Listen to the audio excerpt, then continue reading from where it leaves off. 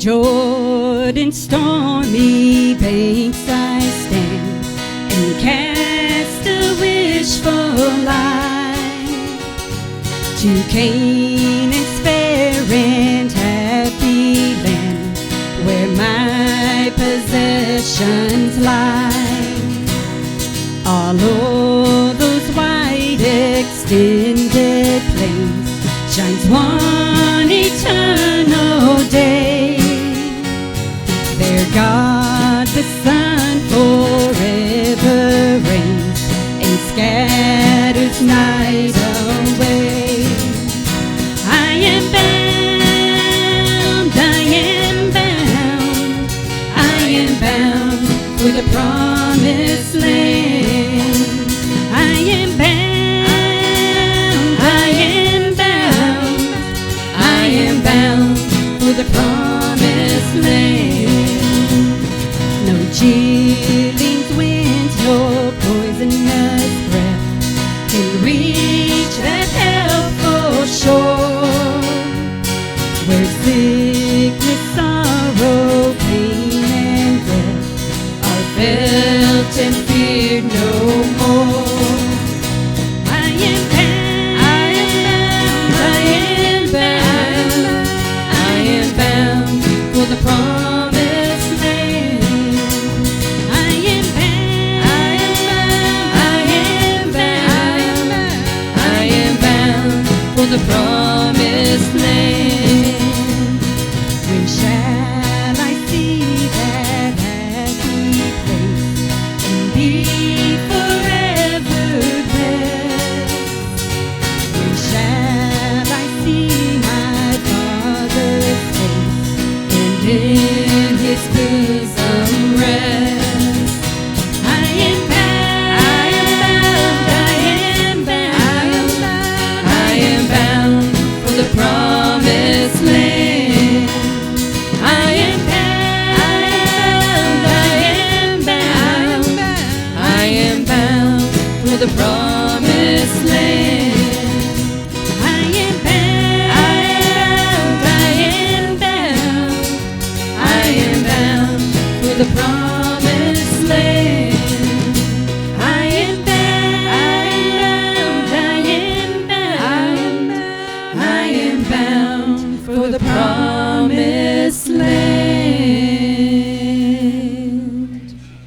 Well, I am excited to be back, but not only am I excited to be back, I'm excited for this week. This is an exciting week, right?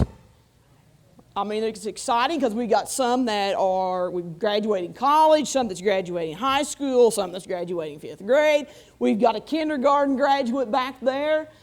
We've just got graduates everywhere. And I'm excited, like I know Tracy and Terry and Angie are, because school's out for summer. And a bus driver, I forgot Rock over there. Rock's never off because he's always working something. So it's exciting. It's an exciting week. And, it's another season of life. And, I don't care whether you are 10 years old or whether you're 20, whether you're 50, whether you're 100. Every season of life, God has a purpose. And God has a plan for you. He has a purpose when the sun shines, and He has a purpose when it rains. And God has a season and a time for everything.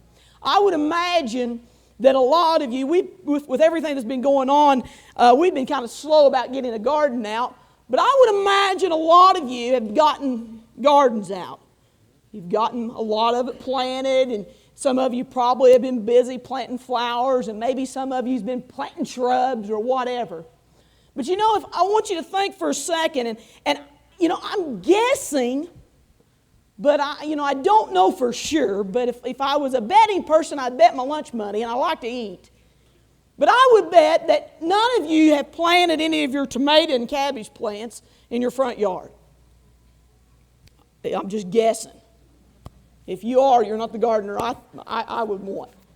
And I would imagine those of you that have your nice tilled up garden haven't planted a big shade tree in the middle of it right next to the cabbage plants, have you?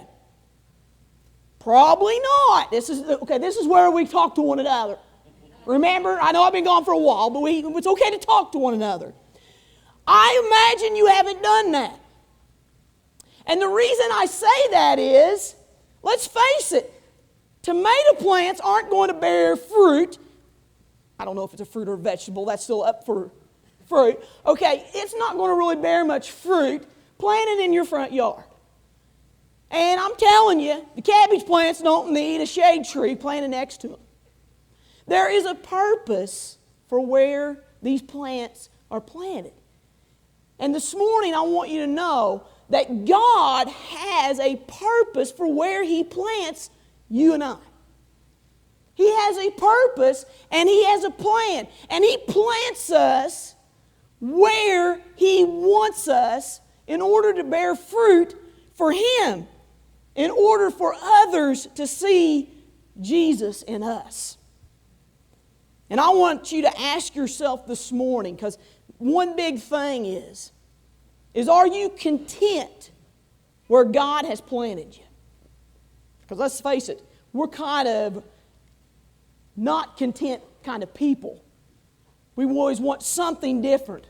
But God has a reason and He has a purpose, and He has planted you where He has planted you, when He has planted you there, for the reason, and the reason is to bear fruit for Him, that others may see Him through you.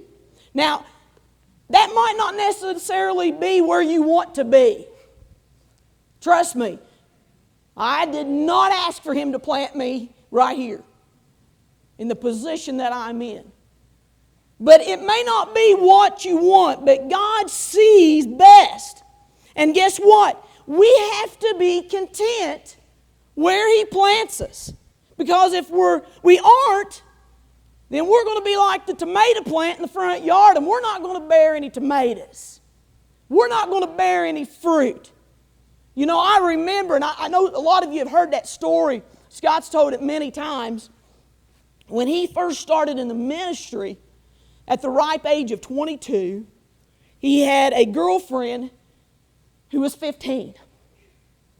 Now imagine this, okay? I really should have still been in the youth group. Oh, talking about being planted where you really didn't want to be planted.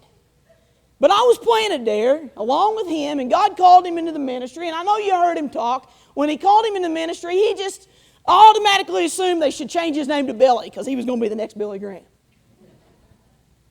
And he knew that God had this big, huge calling for him. Him and his 15-year-old girlfriend.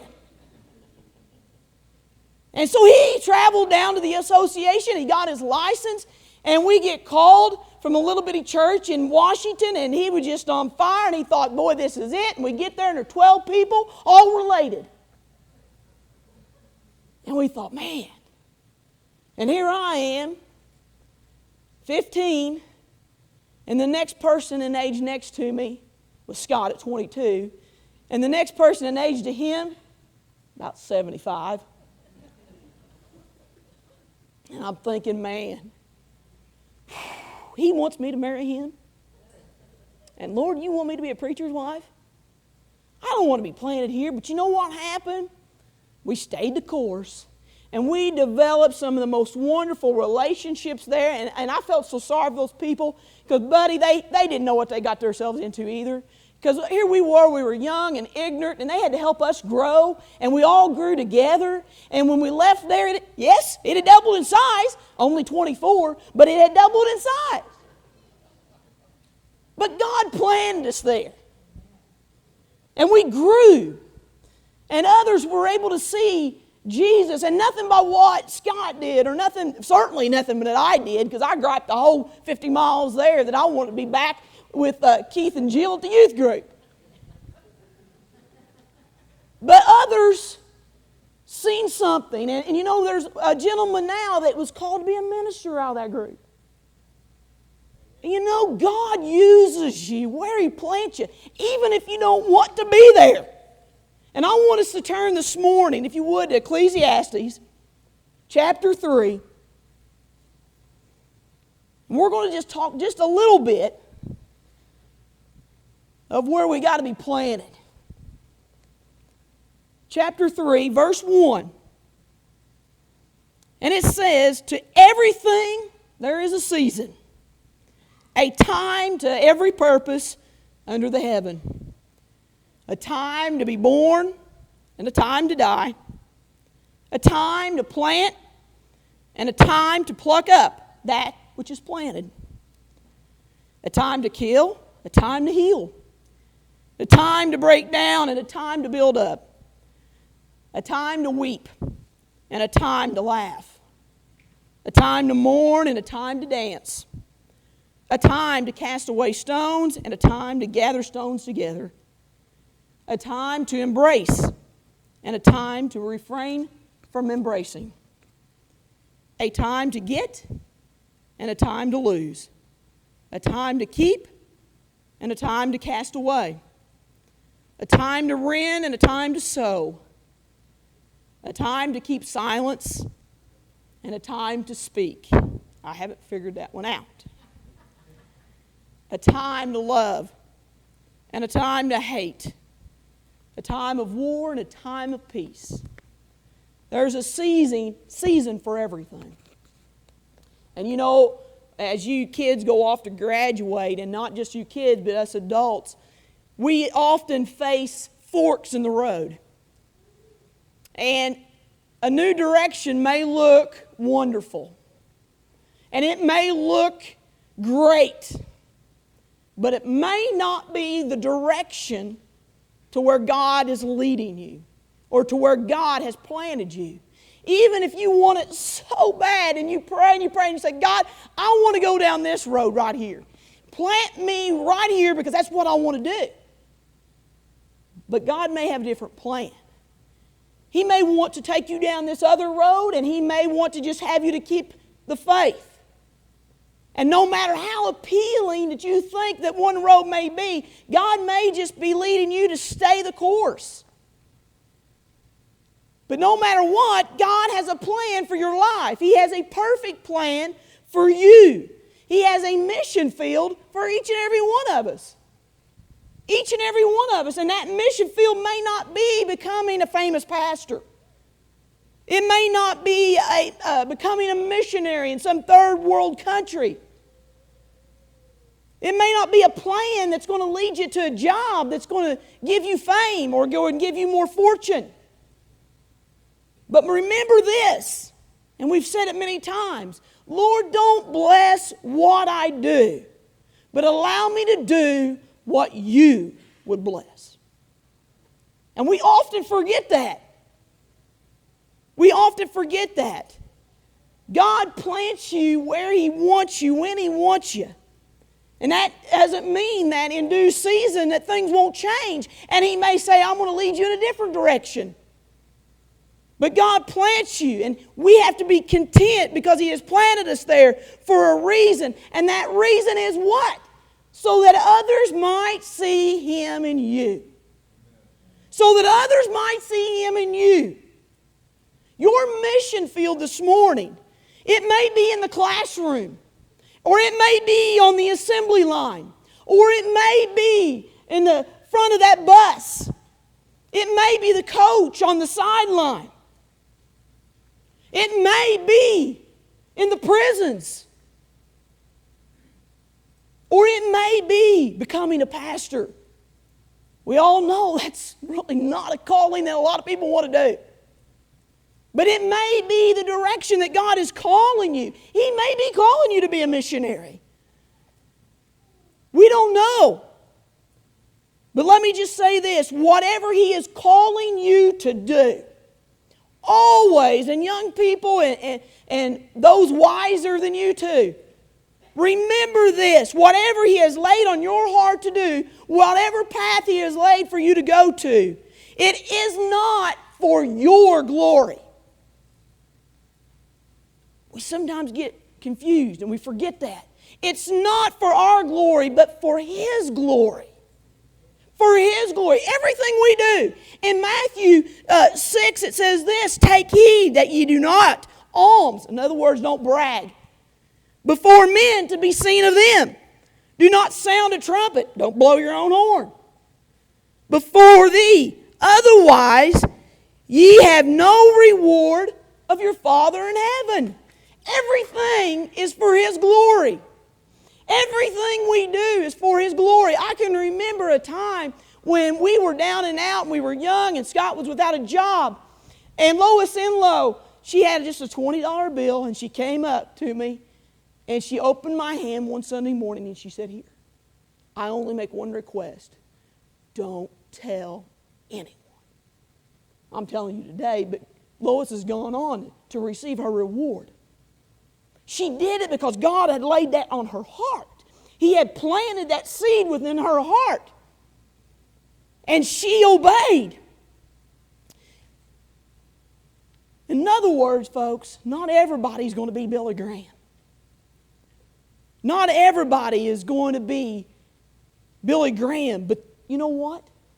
The next Billy Graham may be standing next to you on the assembly line that you're witnessing to. The next missionary that may go off to a third world country so that others can see Jesus may be in your classroom or on your bus.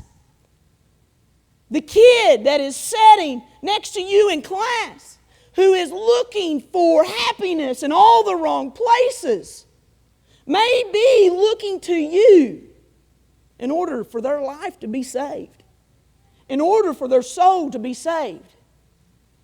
It may be the patient in the hospital bed that you are ministering to, who you are caring for, that they might see Jesus in you, if it's nothing else but a smile. Maybe you are just the prayer warrior at home, and let me tell you something, there ain't anything any more important than that. Maybe it's just to visit the shut-ins. Everybody wants to be number one. Everybody loves to be number one. And you know, we're all like that because, you know, I was in athletics. We don't like to come in last. But, you know, I figured something out. I've coached about everything.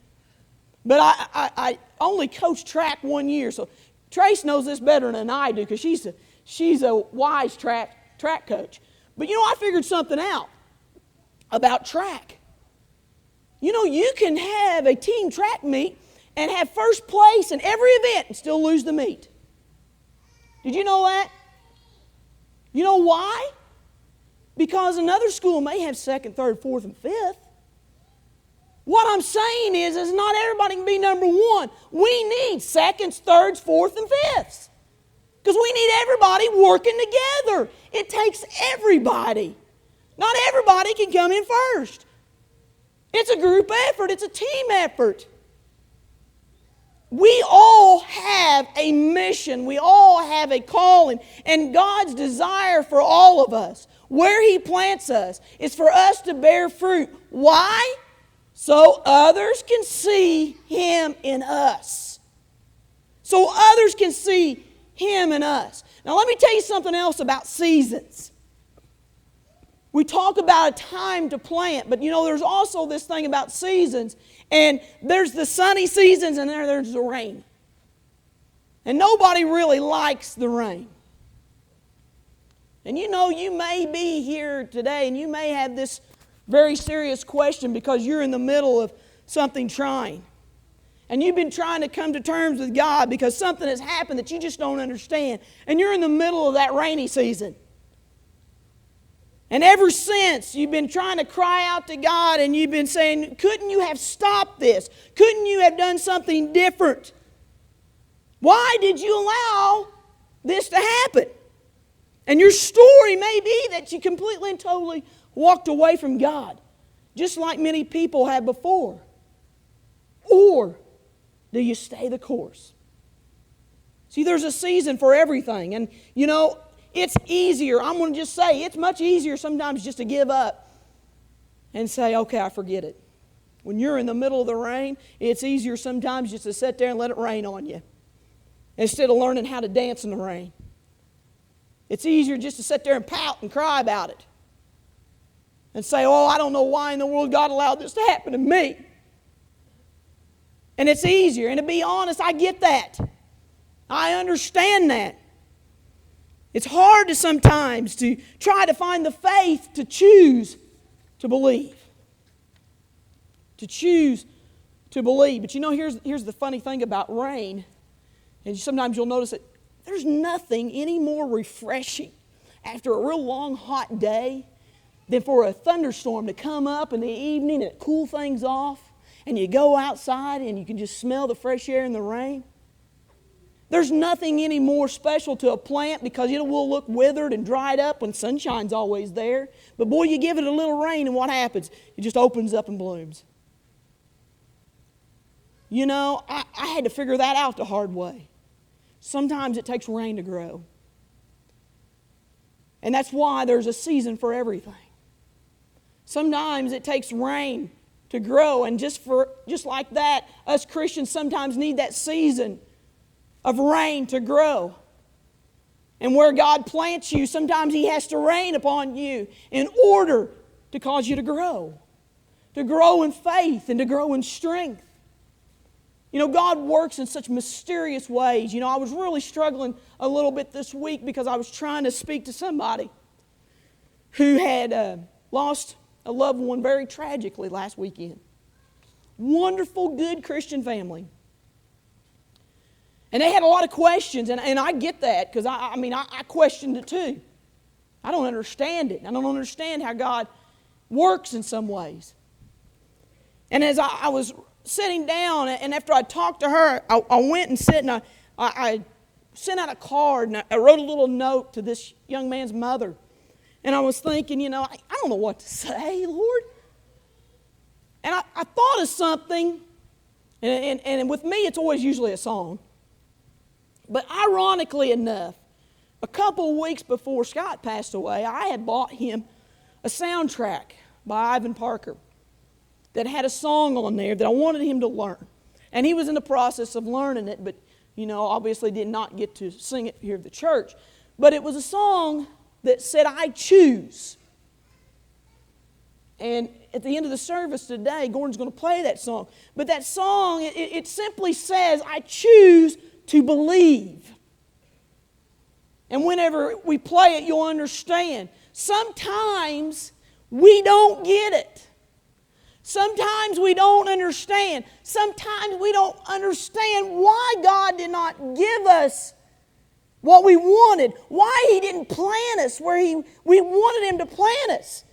Why do I got to stay in this same spot, Lord? I wanted this. I really think I could have served you better doing this, Lord. And God says, no, I've got you planted here. We don't know the reason. We don't know the whys. We don't know why there's rain and why there's sun sometimes. But we know that God plants us where He wants to plant us. And that is for others to see Him in us. And sometimes, in order for us to grow, we have to endure the rainy season. We have to endure it. And what do we have to do? We have to choose to believe, as this song says. We have to choose to believe. Maybe you're here today and you think, well, Lord, I have stayed the course so long. I have been faithful to you and I have stayed the course. I have stayed and I have been a rock to my family and I have witnessed to my family. And I'm tired. I give up on them. I've been married for 40, 50 years and I've witnessed and I'm praying for my husband or I'm praying for my wife and they just are not turning their life over to you. I've prayed for my kids and they're just not getting it. Why are you just continually allowing these things to happen? And what more can I do, Lord? If this is where you've planted me. Maybe you're in a job and you think, man, I could do so much more. And you don't see what you are doing. And you don't see the purpose of why God has planted you there. But He's planted you there for a reason. And that's so others can see you. And you do not know the witness that you may have on the person in the assembly line or in the classroom or on the bus. And you may never know until you get to heaven. And can you imagine, and I think of the song, and yes, Jill sang it. So I'm going to bring up another song Jill sang. But you know, there's a song that she sang that says, thank you for giving to the Lord. Now, let me tell you something. Won't it be worth staying the course when God takes you by the hand and you see that husband or you see that spouse in heaven? And you think, I didn't think it was going to happen. But it did. Or maybe it was a kid in Bible school and you think, I really didn't want to be the Bible school director. But you planted a seed because God plants you there, and you get to heaven and God takes you by the hand and they say, thank you. Thank you, because they are there because of you were planted, and you plant the seed of Jesus in their life. Maybe you think, I really could have done something bigger and I wanted a different job, or I wanted this. But God shows you that you were planted where you were at because so-and-so made it to heaven because you were planted there. And maybe they made it because the rain had to come. God plants you where He plants you for a reason, and that reason is so that others might see Jesus in you. And you know what? Rain may come, but if the rain comes, you need it. And it will do nothing but let you grow, let you bloom, and let you prosper, and let you bear fruit. Because sometimes if you don't, you're just going to dry up. This morning as we stand, I'm going to have Gordon to play that song, and it simply says, I choose. This morning I want to ask you, do you choose to believe that God is faithful? That your heart is in His hands, and that where He is leading you, that you will be obedient to go, because if you do, I know that you will bear fruit. And if it's raining in your life today, stay the course. Choose to believe even though the rain has come, because the sun will shine again. As he plays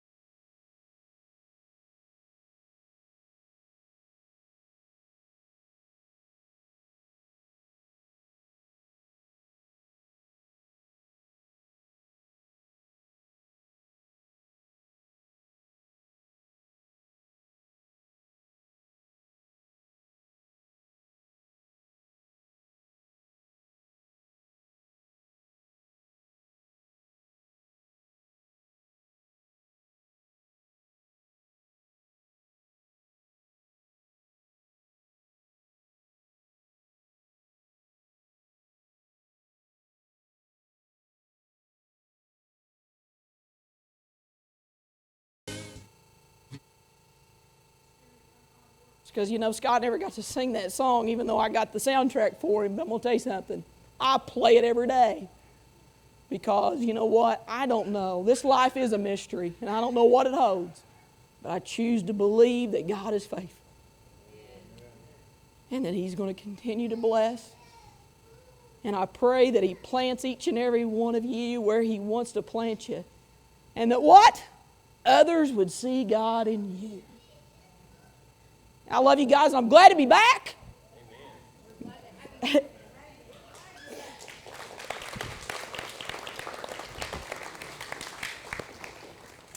God is always good.